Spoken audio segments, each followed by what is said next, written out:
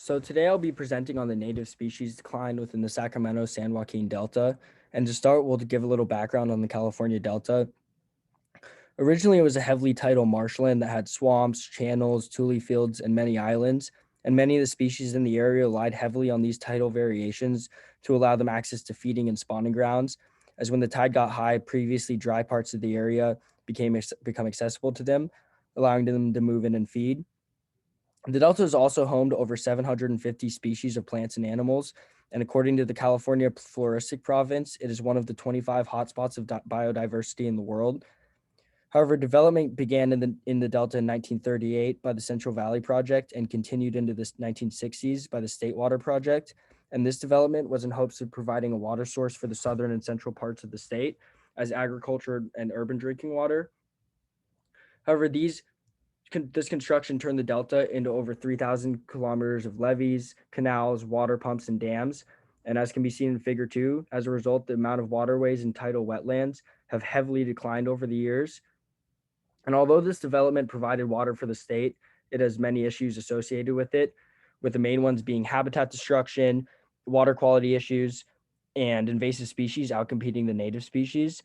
Invasive species in the Delta are on a massive incline over the years, and the area has been described as the most heavily invaded estuary in the world, with certain studies showing that 40% of aquatic species in certain areas are invasive, and even up to 100% of species in smaller specific ecosystems, which is extremely problematic for the native species populations.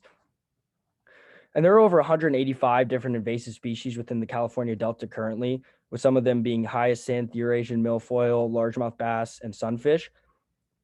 And certain species like this largemouth bass and hyacinth are able to benefit each other, as largemouth bass is able to hide in the thick cover and ambush juvenile salmon in the area, as well as juvenile trout and small birds and really anything it comes across. So it's putting a huge damper on the amount of native species that are able to transition into the area. And Figure 3 shows this as the invasive species in the area grew over time compared to the native species. These invasive species are able to outcompete the native species under the current conditions, as the infrastructure created does not allow many of the natural processes that the native species rely on, such as the tide variations. And infrastructure such as dams and water pumps cause many problems beyond invasive species as well, due to the fact that they change the natural flow rates of the area and also change flow direction under certain circumstances. And these water pumps also suck in salmon smolt and smelt that are trying to pass through them, killing them in the process. And not only killing them, blocking them off from the access to their spawning grounds.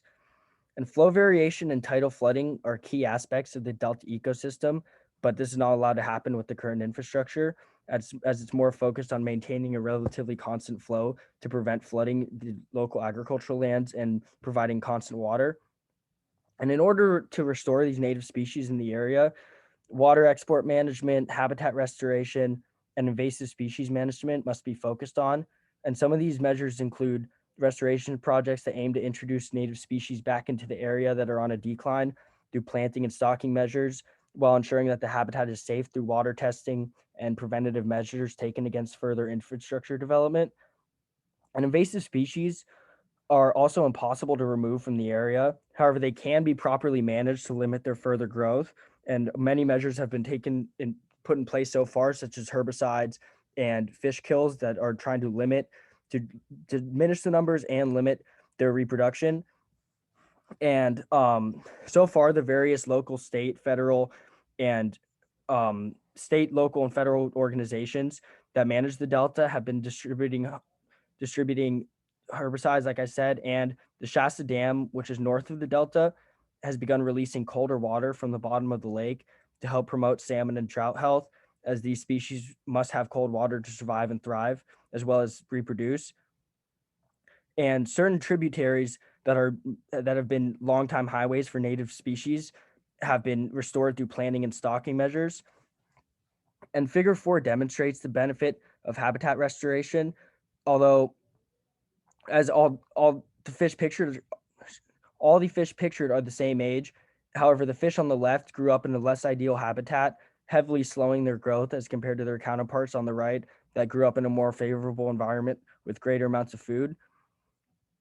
And overall, the Delta is a vastly important part of the ecosystem, and not only for this state, for California and the local area, but for the entire world, as many of the species that rely on the delta for reproduction and food are migratory species, and they can be found as far as Alaska, South America, and even Asia.